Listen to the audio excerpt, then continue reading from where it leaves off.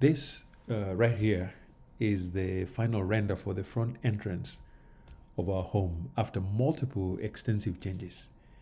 I'm sure it looks slightly different, especially with the color and the cladding that is yet to be done.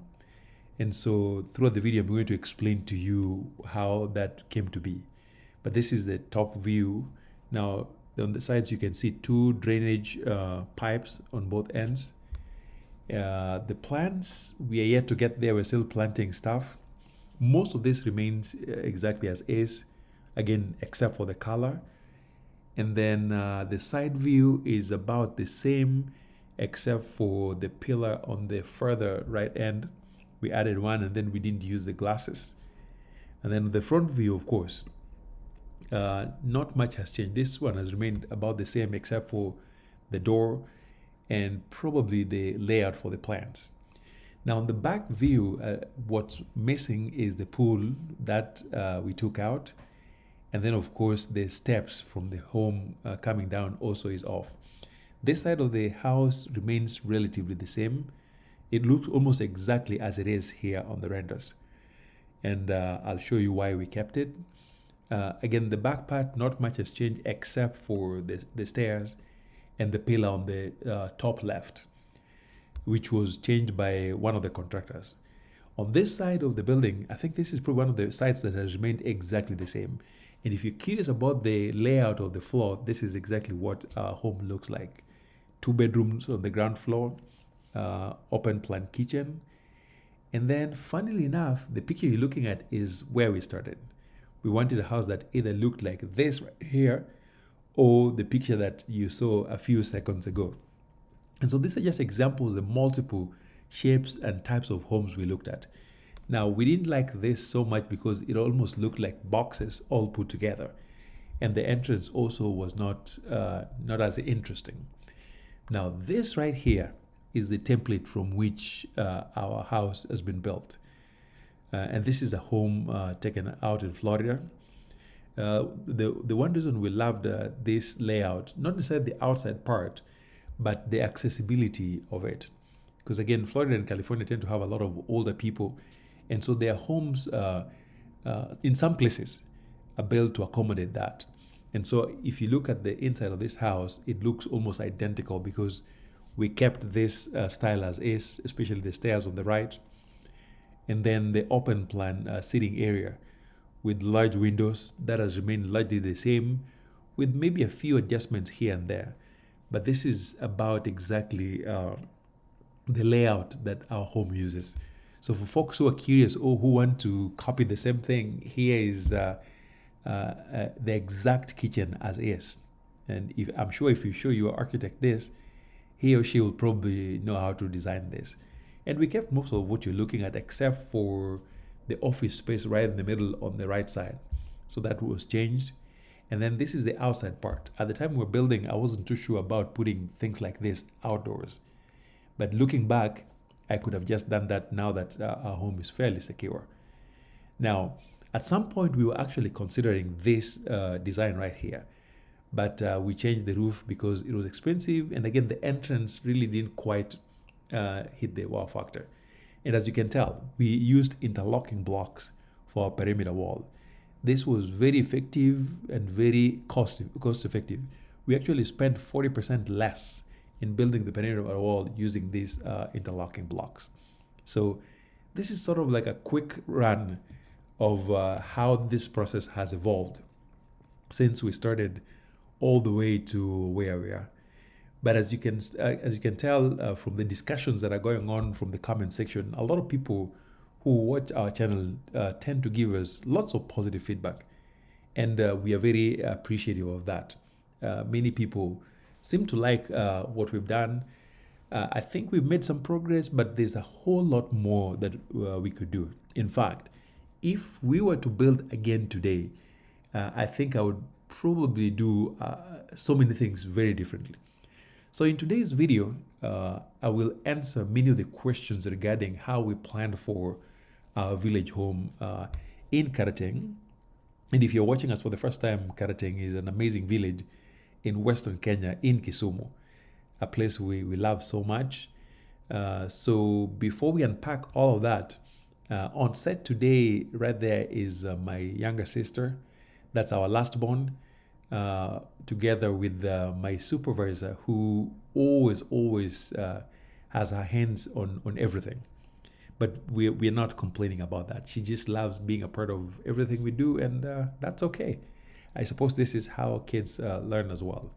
So today's video, as I said, while I'll be talking about the process of conception and planning for how we went about building our home, I will focus on about maybe 5 things because we only have about 10 minutes to unpack all of this. So number one, I'll be talking about how the idea of the 5-bed, 5-bath flat room came about, was conceived and delivered, the original ideas which I just showed you in the pictures before, the changes we made, and most importantly, why we made the changes and how we went about the planning process even before we hit the ground.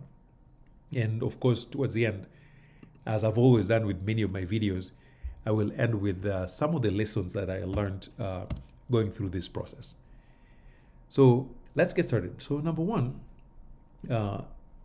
if you look at the layout itself, I didn't give everything, but you kind of get a sense that this is a 5-bedroom, 5-bath flat room, a flat roof house that generally has most features on the ground floor. So the way it's designed is such a way that I don't need to be upstairs for whatever reason. I can function 100% on the ground floor without ever needing to go upstairs. And I'll show you why that was done. And so when we started all of this, we really had no idea what this process was going to entail. I was still very much a novice when it comes to construction.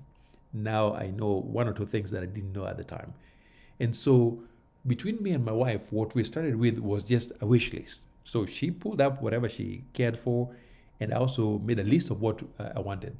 So in that list, we had so many things, including the following. Number one, we both cared for relatively large living room spaces, possibly one or two. And then we also cared for multiple bedrooms because we always have guests and family staying with us. And so having space for hosting was a major thing. Multiple bathrooms, of course, was critical. And we factored in laundry space because washing by hand is quite a task. And nowadays, laundry machines at home are very affordable. And so we planned for that. And then we also we both actually wanted to have like a large foyer when you walk in. And I think we achieved that. And then what I really wanted was a spacious back porch, which unfortunately we had to reduce. And I'll explain to you later on why that was the case. Natural lighting was critical for us. Every room, whether it's bathroom, bedroom, we just wanted maximum natural lighting, such that during the day you actually don't even need to turn on your lights at all.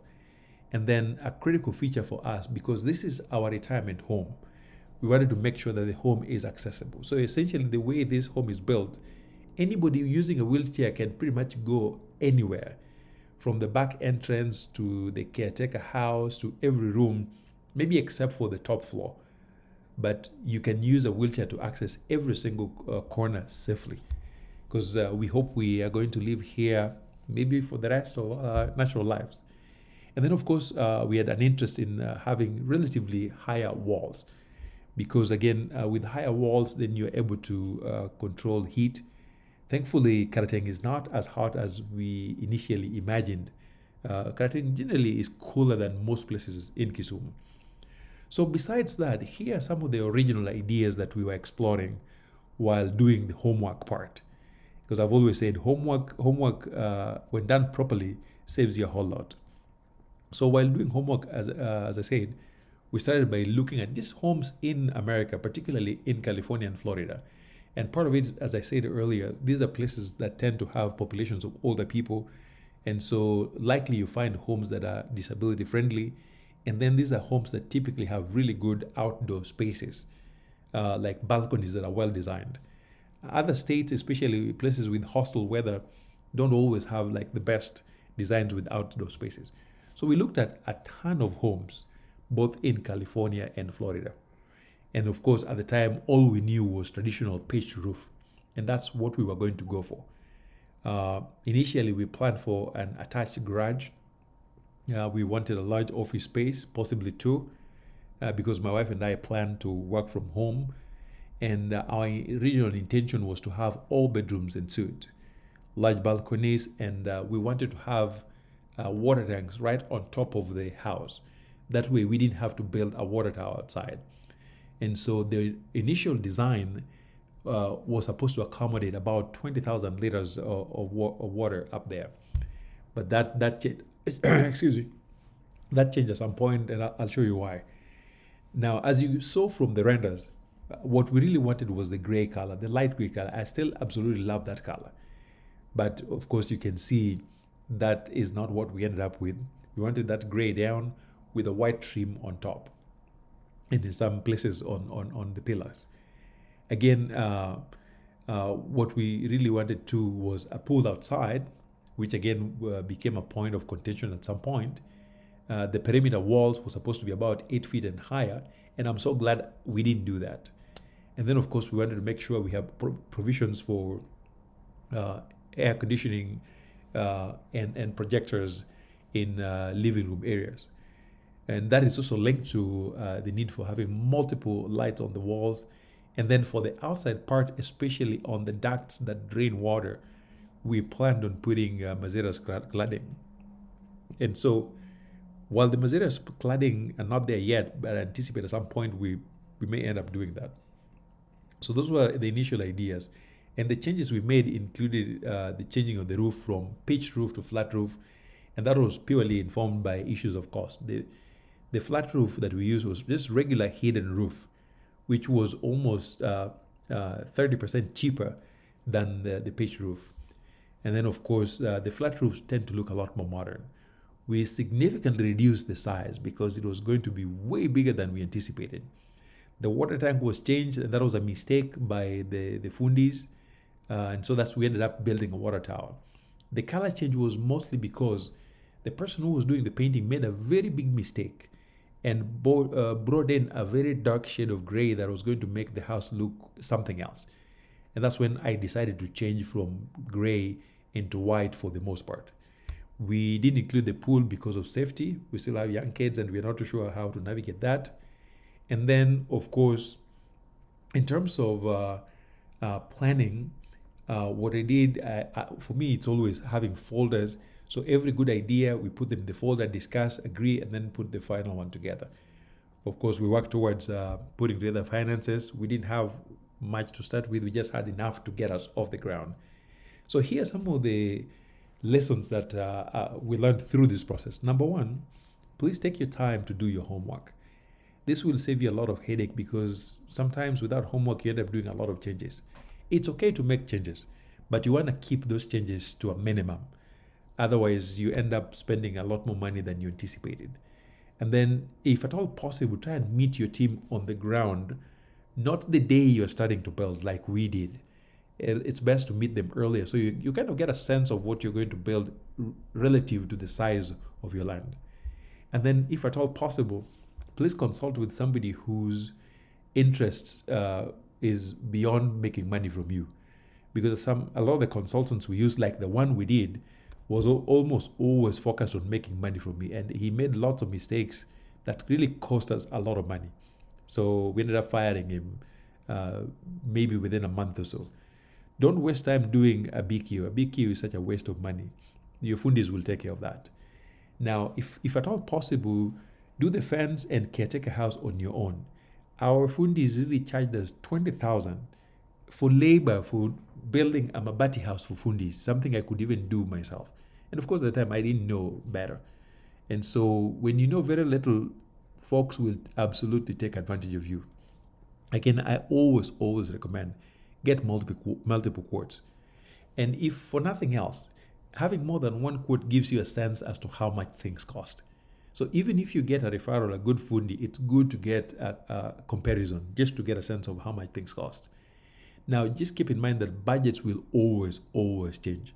So manage your expectation. Whatever quote they give you, it's always an estimate. And so factor in the possibility that things are going to cost way more than you anticipate. And then, of course, if you're doing anything flat roof, be sure to do proper waterproofing. There are people who are really good at it. I just met them later on, but the people who know what to do with it, and it usually just works fine. And then for people who are still further out in terms of the planning stage, start planting trees early. I am so glad my dad planted trees in this property years before we even built here. So if you can, plant trees especially along the perimeter wall. Well, I hope this answers most of your questions, and I will see you in the next video. Thank you.